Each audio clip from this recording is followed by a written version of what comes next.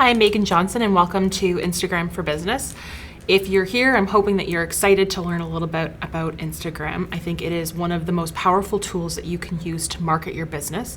And so I'm going to go through today what you can do to leverage it rather than for a personal account, but for a business account to actually convert your followers into sales. So if you're starting from scratch and you don't have anything on your feed yet, the most important thing that you can do is basically fill your grid. So come up with 12 really solid posts that tell a lot about your business, who you are, your journey getting here, and what you want it to achieve, so that when you put the 12 up, you have a very consistent feed. Everything looks nice and branded. And what that will do will help anybody coming onto your feed to make you look like a legitimate business who's been in it for a while and not just someone who's starting up. If you go into your feed and there's only one or two posts, it's going to look like you're not solidified in the market and they're not going to trust you and want to follow you. So what you want to do is come up with your 12 posts, all the copy for it, all the images before you even post one, and then post about 2 a day to get started, just so that you have within a week all of your first 12 posts up. So when they land on your feed, you have that legitimate news feed right there, and they're going to be able to go through those and really get a sense of who you are as a business. The next thing you want to think about is branding. So when people think about branding, they automatically assume that it's just your logo. And your logo can be part of it, but I was in business for almost a full year before I ever had a logo. So that's not what the branding is that we're looking for Instagram. For Instagram, when you think about your branding, I want you to think about the voice and the way that you communicate, either in videos or in your posts themselves and the copy for that. Think about if it's going to be an excited voice and you're using a lot of exclamation points to get people on board with what you're doing and really excited. Is it going to have more of a solemn tone where you're kind of being more reflective and thinking on deeper issues? Are you going to have a mix of the two that are going to have a cohesive theme?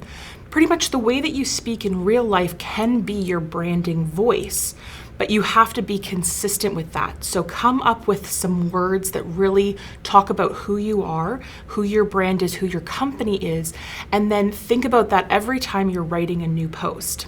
If you find the writing is a little daunting for you, and when you read back your posts, they're not really quite sounding like you, a really great tip would be to get a voice recording app on your cell phone. They have lots of free ones, and actually record yourself speaking on what you want to talk about. Then you can basically just type it out afterwards, and it's going to sound a lot more natural than if you're just typing it out for some people. Other people can just simply type it all up and it sounds perfectly like them, but it is a learned process and you have to get used to that. The next thing to think about is, for branding, your overall grid look. So if you're going to be taking a lot of outdoors pictures, they're all going to have a certain filter to them. You can also edit this by using the same photographer every time. If you have it in your budget to work with the photographer, they'll naturally use the same filters and have the same look to all of their pictures. If that's not in the budget, and for most people it's not when you're getting started, what you can do is get different apps that put the same filter on. So there's lots of VSCO. If you check onto Pinterest and put in filters, it'll show you different filter grids, and you can go with that. So having a more blue tone to all of your images, a more blown out white tone, but keeping that consistent will help with your branding look as well and make that overall grid appear the same. You can also create different looks by doing, let's say, 3 photographs and then a quote, 3 photographs and then maybe feedback from a client. You can switch it up by doing 1 text-based, 1 photo, text-based photo. It'll create that grid system that you see a lot. Again, if you look on Pinterest and look up Instagram grids, it will give you lots of examples and you can see what your eye naturally is attracted to. Keeping in mind that photos, especially photos of people, are always going to do better on Instagram with the engagement. People are just more likely to pay attention to that than than words. But you want to have that nice mix so that when people look at them, they're going to be excited about your overall grid and follow you. because you'll get engagement on posts, but your overall grid look is what's going to actually get people to follow you. The next thing to think about is your profile photo. Now, your profile photo is really important because anytime you engage with someone in your audience, that profile photo is going to come up. So you want it to be something that is going to be easily recognizable, something bold, something bright, especially if you are using your logo, which is a harder thing to do. If you are a personal brand, if you have someone who is the front of the company, I do suggest using a photo because people are gonna be like, oh, it's a real person, I'm communicating with that real person. But if it makes more sense to use your logo, and for a lot of product-based businesses, that does make more sense, there are ways that you can actually make it a little bit more exciting. So if you have a black and white photo, think about editing it with a bright ring around the outside, either a turquoise or a bright red, something that works with your branding colors that makes it stand out and pop a little bit more. What you're trying to do here is basically be eye-catching and get people to stop that scroll. And every time you're commenting to them, they can easily recognize that that's you every time, even if they don't see your name. So that will just increase the familiarity with you. The next step would be bio optimization.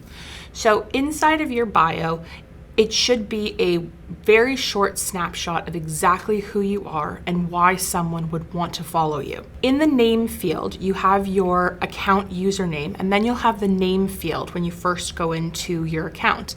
A lot of people will actually put the same as their account name, but this is actually a searchable field. So what you should be doing is, if there is a front person, so for me it would be Megan, I would put my name there so that people know who they're talking to. So if they're gonna send you a message, I don't have to be like, put your handle name and make it really impersonal. I can go into your account and see exactly what your name is so I know who I'm speaking to. If you're a larger brand and you don't have a front person, then you can basically put either the short snippet of who you want people to speak to, or you can just use this as a keyword feature. So even if you have your first name, you still want to have a keyword. So for me, it would be Megan and business coach. You want to use a word that's going to be searchable, something that's going to get you found, because you can use this as an SEO. So that would be either a job description, what you sell. So let's say you were a hairstylist. So you would have your first name and then hairstylist. You can have a location and what your shop sells. You can have just the shop name and then a product that you're most associated with. Anything that someone is actually going to put into a search field, you want to use this so that they can find you. Now, inside of your bio, I like to space them out by lines. It's a lot easier for people to digest. Usually they have about 8 seconds that they're gonna look at this. You're just trying to grab their attention.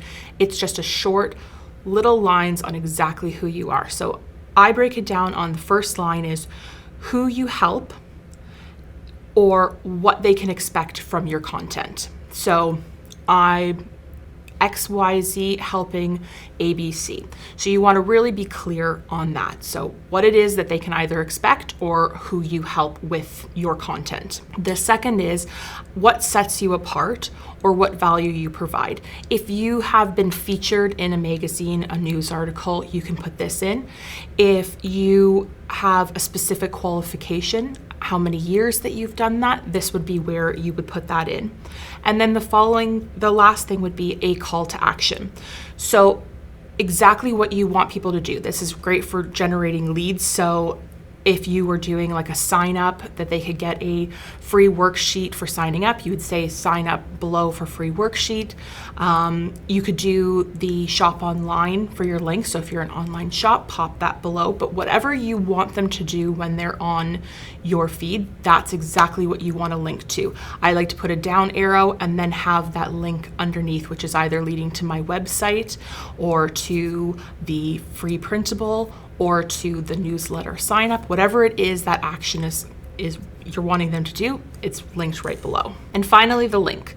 So this link can be to your website, like I said, it can be to a newsletter sign up. I like to use something called Linktree. What this is a free service, and it will take you to a website that's right on the phone or on the desktop if they're looking there. And what it is you can set up multiple links. So if I have a newsletter I want people to sign up for, I can push them to my other social pages, to my YouTube channel for the latest video, to my Facebook group. Anything that I want linked, I can have multiple there, because in Instagram, you can only have one link. Linktree or other services like this are a fantastic resource. And then the final thing on your profile would be your story highlights. Story highlights you can use in different ways. I like to think of them as a mini website. So I'll have one section for client testimonials, another section for services, anything that you want to keep on. So when you put your story up, they're only there for 24 hours. But there are some that I want to be permanently in my feed because I feel like they offer a lot of really great information. That's when I will create highlights. You can create highlight covers to make sure that they look on brand with the rest of your feed when people go in. But these are really important to keep in mind. Whatever you would have on your website and the website pages, you're going to have a highlight on your stories for that. So people can get a lot of information on who you are and who your company is. So a lot of times I get asked, okay, how often do I post? And there really isn't a specific answer for this. I like to say that the most important thing is the consistency. So if you feel that you can post every single day consistently, good on you. That's great. Go for that. I wouldn't post more than once a day unless you have a very large audience, because you're just going to come across as spammy and people will actually unfollow you just because they're being hit by too much information. Just be consistent with that. So if 7 days a week freaks you out, which it would for me too, there's no need to necessarily post that often. Think about how many times you can actually logistically post. So if you think it's once a week, if you think it's 3 times a week, great. So put that into place, that is how many times that you're going to post consistently. Now, if you're posting less than 3 times a week, you need to make sure that the content you are delivering is top notch. It needs to be extremely strong if you are only going to be putting out 1 to 2 posts a week. Now, don't get me wrong, I would say that you should always have strong content, but especially if you're putting out much fewer posts. So the less posts you have, the stronger your content needs to be. And that content doesn't have to be microblogging where it's like a whole paragraph and lots of sentences on exactly what's going on in your life or backstories. That's great if you do want to do those, but make sure that it has enough information that Instagram knows what you're posting about, and so that people are actually getting some value out of it. So what do you post? So the most important thing to post and to think about is you need to get people to stop their scroll. And I'm going to say this over and over again because that's the key feature. Think about when you're sitting and scrolling through Instagram. You're literally just going like this, constantly. Sometimes you'll stop something, maybe read a few lines and then do a couple double taps. But on the whole, we're just getting to that we just scroll through everything. So that's why your images need to be bright and inviting and really tell a story so that it gets someone to stop. Then when they stop on that photo, part of your job is already done, but you also need to have enough information in your post that you're getting them to actually pay attention. So focus on that top line. It should be like the news flash in either a breaking news story on TV or on basically the National Enquirer. You want that really interesting hook tagline to get them to read most of it. Really important content to share is social proof. So anytime someone says something great about your company, you want to share that on your stories, and you want to actually take some of those words and put it into a post. I like to do it so that I'm seeing the quote on the main page, so that when people are scrolling through my feed and not just me showing up in theirs, when they're looking at the whole, they can see throughout my feed that I'm getting consistent, really great feedback from people. So it makes people a little bit more confident in actually working with me. You want to also use quote cards, so that lets people know about your style. So when you're posting something and you're doing an inspirational quote or a funny quote from somebody else, it just looks like you're popping content up. But really, if people look at those quotes over the last like 3 months that you've posted like 10 or 15 of them, they're getting a really polarized view of exactly who you are. So make sure that quotes aren't ones that you're like, oh yeah, people are going to like this, but that they actually speak to you and they speak about your brand. So if it's something really funny about donuts and you are constantly showing up in your stories eating donuts or buying donuts, then that's a really great one. If they're more introspective and they really make people think and you're constantly showing up in your stories and other posts talking about who you are as a person and struggles that you've gone through, that makes sense. So pick quotes that aren't just going to do well, but make sense for who your brand is. Other posts to think about would be your journey, your backstory. So why is it that you're doing what you're doing? What qualifications do you have for doing this? People want to know exactly who you are, and they're going to care about you more like that. Then they're not just going to be followers, but they're going to be fans of yours, and they're going to want to support you. So when good things happen, they're going to cheer with you, and when bad things happen, they're going to be right behind you, supporting you and giving you a little bit of a helping hand. This is a social network, and so we want to let people in and see exactly who we are. Even if you're selling shampoo and you're like, well, I'm selling shampoo, why do they care about me? They're going to care about your product if they care about you. So making sure that they understand who you are, how you've gotten here, why you're doing this is a really important thing to get them involved in your company and your journey. Then you want to do posts about what you're selling. So you've got all these backstories about who you are, how you help people, what you've been doing. And in between those, you're going to put some sales posts. Now, you don't want to do the sales posts too often. You'll see some accounts where it's just product. And that's great. And it gets your product in front of people, but it's not actually going to convert those into sales. What will convert them into sales is if people actually care about you. And then they see your product and they're like, oh, okay, well, I really like this person and this is what they're selling. And that actually looks pretty good. And if she's been giving me all of this truth and I trust her, and now she's telling me that this product has worked really well for her, or this service that she is now providing is fantastic, and this is what it's done for these other people that I know, then I'm going to actually want to either buy her product or work with her. So that's the really important thing. It's building that know, like, and trust factor. And once you have that know, like, and trust factor, then you can put your products in every third, fifth, seventh post, depending on how often you're posting. And it makes more sense to people why they would actually buy for you, and it's going to encourage them to buy for you. If you're giving them all this information, you're tipping that scale this way. And then you put a product picture out, and then they can actually tip that scale back by supporting you and supporting your business. And that's the way that you're going to convert your followers into actual clients. Something that a lot of people don't like to hear, and you're probably not going to want to hear this, but you need to show up in your feed.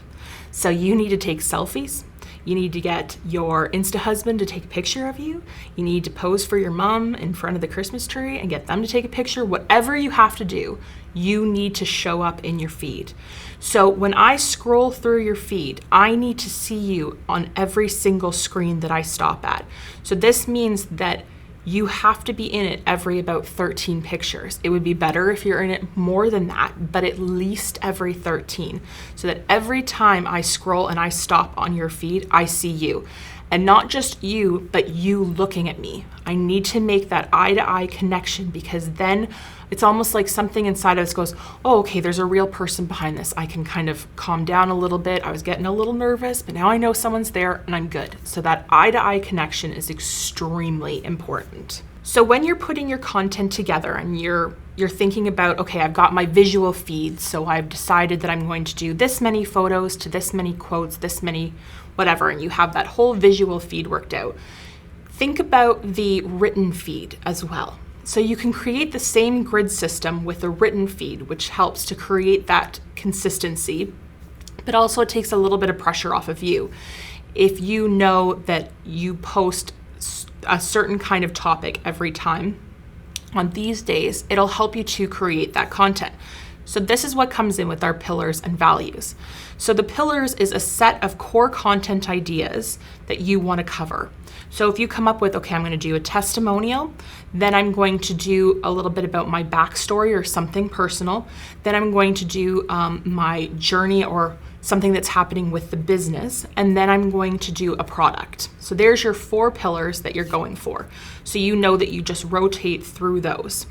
And then you think about your values. So it's a set of values or fundamentals that you want to bring to your content.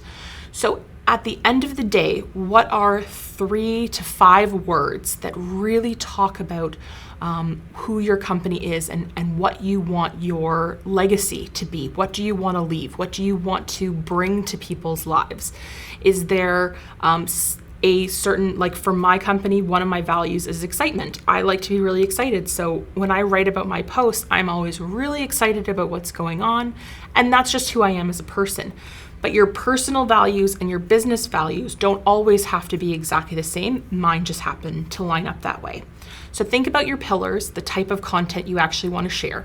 What can you share that's going to get people to know you and trust you, and also to solidify you as an expert in your field? So what are those core content ideas, the pillars that you can create that are going to really let people know exactly who you are? And then what are your values? So your values as a company, what's that voice going to sound like? Combining those 2 will make your content stand out far above the rest. So there's been some dispute about pre-scheduling tools. So we're all really, really busy. We want to put in content up on Instagram, but sometimes you kind of forget or whatever. So pre-scheduling tools are out there so that you can schedule them, do a batch post. So sometimes I will take one afternoon when I'm really feeling creative and I'll plug out content for up to a whole month. And so I don't have to think about creating it. And people say, well, if you pre-schedule, then your Instagram or your engagement completely drops. Like Instagram doesn't like it. It's not actually true. So there are some that Instagram doesn't like you to use. So the ones that I would recommend would be Hootsuite, Later, Planoly, and Buffer. These are all, they have free versions, they have paid versions, and you can use these to schedule. Now, Instagram has allowed these ones, they have the certification, it's not a problem. So your engagement won't drop because of that. The reason why your engagement would drop if you use pre-scheduling tools is because you're posting and ghosting. You're just posting, you're not showing up, that's it. So what happens with that is Instagram knows that you're not on there, and so they're not going to push your posts out. You are not responding to comments, so you're not doubling your engagement. So if someone comments on yours, you have one comment, okay? If you respond back to them, then you automatically have 2 comments, so you've doubled your engagement. So if you get 10 comments within the first 10 minutes and you're there and you respond back to all 10, you have 20 comments. So your engagement is going really high. Instagram sees that and it says, okay, well, this post is doing really well. I'm going to push it out to more people. So that's why you'll start to get even more people coming to see your post. So if you're not there, that's not happening. Instagram knows that you're not on the app. It's not pushing your content out. So what I like to do is I pre-schedule my posts, but I know when they're happening. I have a little alarm on my phone, and I'll come in 10 minutes before, and I will start to like some of the comments that people have sent to me. So I responded back to the comment on my last post, but I will go back in and I will actually heart all of those comments. And what that does is it lets those people know that I'm there, that I've got something going on, and they want to go check out my feed again, and then my post goes live. And then what I'll do is I'll sit on there for about 30 minutes, and anybody who comments, I'll respond back to them. But I'm not sitting there just waiting for people to comment. I'm going into other hashtags. I'm going into my feed. I'm going into people that I know usually chat with me. And I'll go in and I'll start leaving comments on theirs. I'll send some DMs. I'll watch some stories. I'll just be very, very active on Instagram. And this will allow Instagram to know that I'm there. It will start to boost my photo. It will push my post out to more people. And then I'm there to engage with anybody who engages on that post and just keep it rolling. So that's when pre-scheduling tools are okay. But if you're just going to pre-schedule, have it post, and then expect to get that kind of engagement, it's not going to happen. So let's talk about hashtags. Hashtags are one of those things that can be the most overwhelming experience for people on Instagram, but can also be the best thing for your posts. So hashtags are basically just keywords. It's a search. You use them in Google, you use them anywhere. This time you just put a hashtag in front of it. That's all. So think about what people are searching for or what they would search for, and you would want them to find your business. So instead of just using like industry hashtags or location hashtags, which work, also think about what somebody would look for. So if I have a hair care system that is absolutely fantastic, maybe I might put in bad hair day. So if somebody is looking at like bad hair day things and they come and see my products, they might be interested to then go and check them out a little bit more. So when you're using hashtags, you are allowed up to 30, and I would recommend doing at least 9 and then upwards to 30. But you don't necessarily have to use all 30 if you're strategic with what you do, but I would use at least 9 hashtags. You don't want to use the same groupings of hashtags every single time. This will actually get you flagged by Instagram. What they think when you're using the same grouping every time is that you're a bot or you're automated in some way. And so they're going to basically de-rank you and almost give you like they're going to flag you in their system, and you'll have a bad health report on that one. And it'll take a while to actually get out of that. So if you're right now using the exact same group of hashtags every single time, I suggest actually logging out of your app and leave it for 2 days. Just leave it for 48 hours and the system will actually reboot. It'll still take you some time to get back into Instagram's good graces and get back on a really good health check, but that will help with it. And then after that, what you want to do is you want to come up with, I would say, 5 to 9 groupings of hashtags. So think about industry hashtags that you would use, location hashtags, product. Every single time you post, you're going to use that grouping. Now, you might want to add a few to it that is specific to this exact post or specific to the photo that you're sharing. But at least you have those groupings that will get you noticed in the industry that you want to be noticed, in the field that you want to be noticed. So you don't have to come up with all 30 every single time or all 9 every single time. You'll have that core group, rotate through them depending on which one makes sense for the post that you're doing. Add a couple that are really post specific, and then you should be really good with that. So where do you put your hashtags? There isn't really a specific answer to this. You can either put it at the bottom of your content by putting a couple spaces. Sometimes people like to put a few periods and space that out a little bit and then put their grouping of hashtags. And some people like to put it in the first comment. Now, keyword there is first comment. You need to make sure that if you're putting it into the comment section, you need to put it in within the first 15 to 20 seconds. That way Instagram absolutely knows that it is associated with your post. If you wait a minute or 2 minutes, like something comes in and you're like, okay, I'm going to respond to this first, and then you're like, oh wait, I forgot to put my hashtags in. I'm going to go back and put my hashtags. It won't work. Instagram doesn't know that that is associated with your post. They're thinking maybe you're throwing this up later, and they don't understand. The algorithm doesn't quite understand what you're doing with that. So make sure that you are putting it into the comment within the first 10 to 20 seconds so that it goes with it. Now, the reason why, the only difference is if you don't want it to look cluttered, you would put it in the first comment. You would also put it in the first comment if you're going to share that same content to Facebook, because Facebook has a totally different algorithm. And if you have more than 2 hashtags, it's going to actually flag it as spam. And so it won't do as well on Facebook. So if you're cross-promoting and you're going straight from Instagram to Facebook, make sure you put those hashtags in your first comment right away.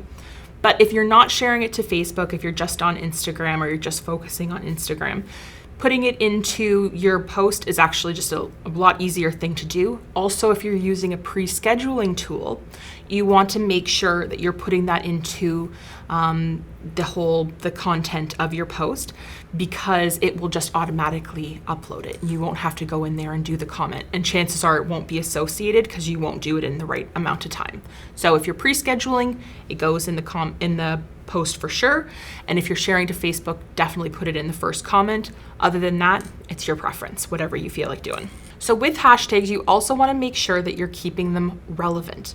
So having relevant hashtags means that it makes sense for who you are, what your business is, and what your content is.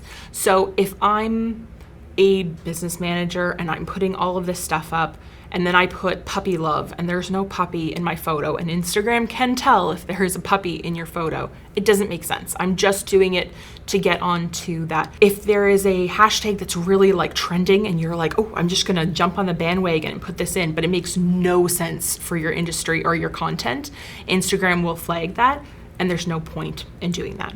It just doesn't make any sense. It's not going to get you any more followers in the long run. Some people might see you, but they're never going to convert into clients for you, so there's really no point. Think about the point that it doesn't matter how many followers you have. It really doesn't. If they're not going to convert into actual paying clients for you, it doesn't matter that they're there. So you want to make sure that the hashtags are actually bringing in your target audience.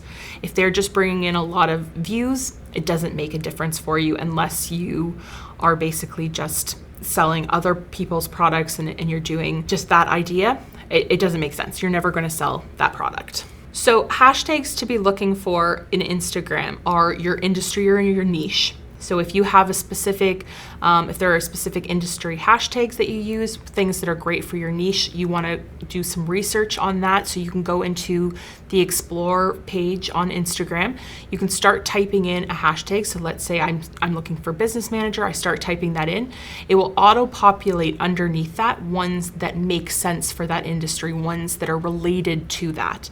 And then you would kind of check out some of those. The subject matter of your image or your caption, your location hashtags are always fantastic, especially if you're a brick and mortar store or you are a service-based industry that is doing things in person. The location hashtags are always going to be the most powerful for you. If you're an online store, these ones aren't necessarily as relevant for you, but if there's a specific area that you think your product would do really well in and you haven't gotten in front of that audience, that's when location hashtags would be great too. The topic of your caption, so whatever you're writing about, check out hashtags for that. Think about what you would search for if you were looking for that content and then do a search on those ones. Brands featured in the post. So if you are working with a specific brand, let's say you're a salon and you use Aveda products, you would search for that and see which hashtags are working for that product. The emotion of the post. So if it's something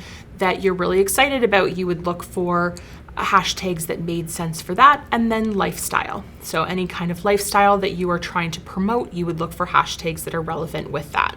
So finally, size for hashtags does matter. And by size, I mean the popularity. So when you search on Instagram, it will show the hashtag, and then you will see beside it how many people have followed that hashtag.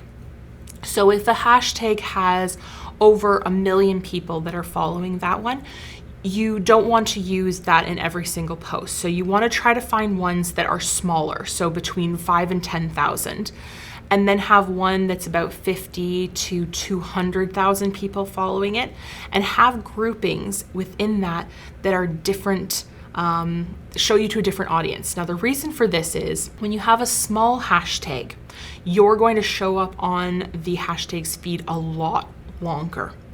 But if you're following one or you've used one that is over 1 million, you're going to get lost in the sea.